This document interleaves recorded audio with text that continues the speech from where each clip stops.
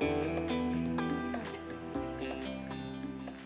web designer, have you ever had a client who is absolutely obsessed with their website, raves about your customer service, and can't stop gushing about what an amazing web designer and person you are? But then when you reach out to ask for a quick testimonial to use in your portfolio, suddenly it's crickets on their end. In this video, I am sharing 2 simple email scripts for collecting the exact type of client-winning testimonials that you wish your clients would write for you. But it's not just about pressing send on some email. There are a few other best practices that you'll want to keep in mind in order to make it the most out of your requests. So if you're currently struggling to get a peep out of your clients, even though they claim to be wildly happy with their website, then this video is for you. But on the other hand, if you're watching this and you have a hunch that your lack of portfolio-ready testimonials has to do more with the type of projects and clients that you're attracting in the first place, then it's definitely worth it for you to hit pause and get yourself access to a free training, which I recorded, called Finding Clients as a New Web Designer. Inside the training, we'll take a look at the 7 most common marketing mistakes that new web designers make when trying to find paying clients and how to avoid falling into those same frustrating patterns for yourself. Now, I have linked that here for you, and you can also find it waiting for you in the description below. Okay, so before I share the 2 simple email scripts for requesting better client testimonials, let's look at a few best practices for sending them in the first place. Tip number 1 is collect reviews on a platform that you own and have control over. When I first got started as a website designer, every time I would wrap up a client project, I'd send that happy client straight over to my Facebook business page, all the rage back in the day. My thinking was, if I had people post their review publicly using accounts they had to personally log into, then future clients would never question the legitness of those reviews. They'd know that Sarah S. was indeed a real person and I wasn't just making up some bogus reviews to pad my testimonial section. Now, there's no doubt that having some solid organic feeling social proof can be super effective when marketing your business. So if your client does happen to send you some praise on social media or in a DM or email, 100% you should be screenshotting that thing and then also asking their permission to share it in your marketing. But here's why I eventually actually steered away from this being my only strategy. Over time, all of my 5-star reviews started to sound a little bit like a broken record. Paige is so great to work with. I'd recommend Paige to anyone and everyone. Paige is really so knowledgeable about Squarespace. Now, obviously, as a designer, it never gets old hearing how somebody was happy with your work, but for the potential client out there currently researching their options, 50 generic and very similar sounding reviews wasn't going to do anything to set me apart from other designers. I needed a way to get my past clients to touch on topics they wouldn't necessarily think to mention in a 3-sentence Facebook review. And if Facebook up and disappeared tomorrow, or my business page was somehow hacked or randomly suspended, as Facebook has been known to do, I didn't want to lose all of those testimonials that I had worked so hard to earn. Plus, by sending them over to a platform I don't own and control, the potential for them getting distracted by something or someone else was very high. So I decided to move my review collecting process over to a platform which I did own, and that was my own website. So here I was able to use a form to ask them very specific questions to get them reflecting on our time together and drum up some testimonials with actual heart in them. With this one simple tweak to my process, suddenly my testimonials went from "Paige is so awesome, I love my website" to reviews like, "Before working with Paige, I felt frustrated spending years on do-it-yourself websites like WordPress and Wix. It never came out the way I really wanted it to. I was exhausted and feeling defeated with spinning my wheels, and I needed a better solution. Yes, the investment is not something that suits everyone, but I knew that if I wanted it done right and on time, I would need to do this. I don't feel that I made an investment in a website. I made an investment in me. I am super confident to direct people to my website now because it's actually professional, creative, functional, and is a perfect reflection of me. I am not afraid to display my prices and get people to book directly through the website anymore because my website shows that I take my craft seriously. I'm just so happy to have completed this huge piece of my business plan in just 2 weeks." I mean, those are literally night and day, right? And yes, that was a real client testimonial. Okay, so now let's look at how to make this happen for your business by moving on to tip number 2, which is to make it stupid simple to leave you a raving review. It really can't get any more convenient than sending them a link to your Facebook business page or Google listing, right?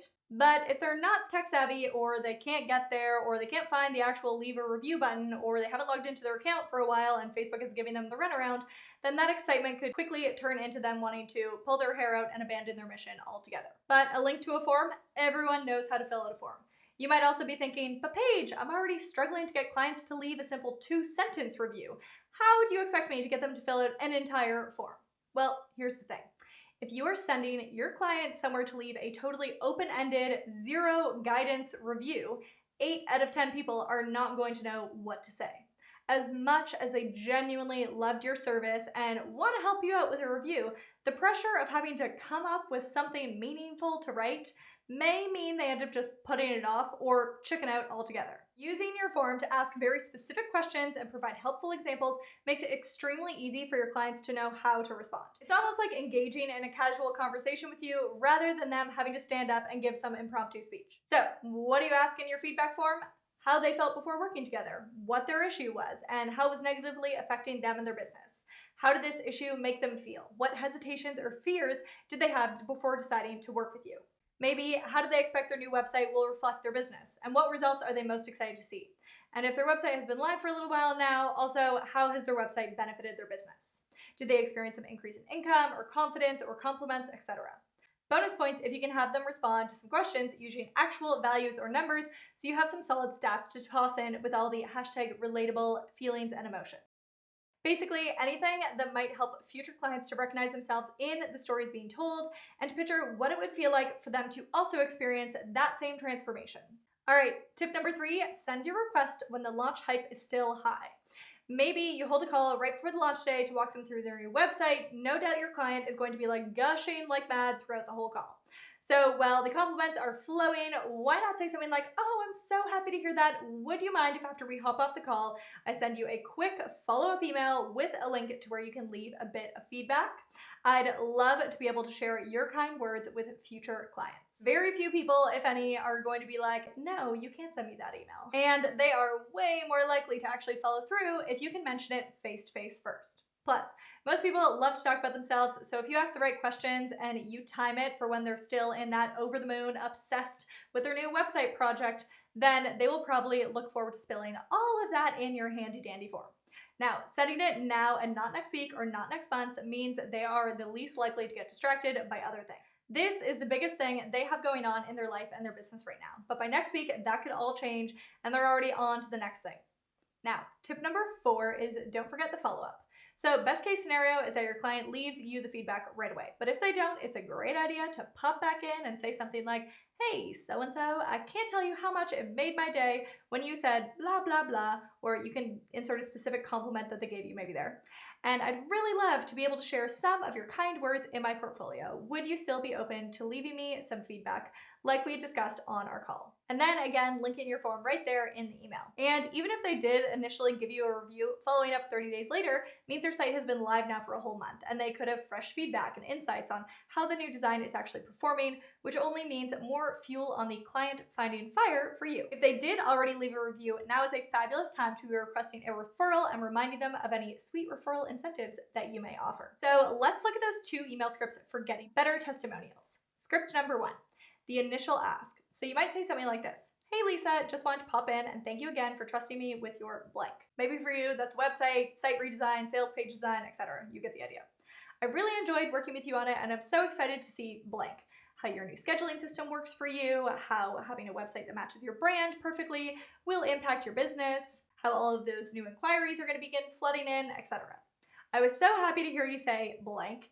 Here you put some specific compliment that they mentioned when you showed them the finished project. I'd love to be able to feature your awesome business and your kind words in my portfolio. It would mean so much to me if you would take a moment and answer a few questions here. Link about how you feel about your new website and what it was like to work with me.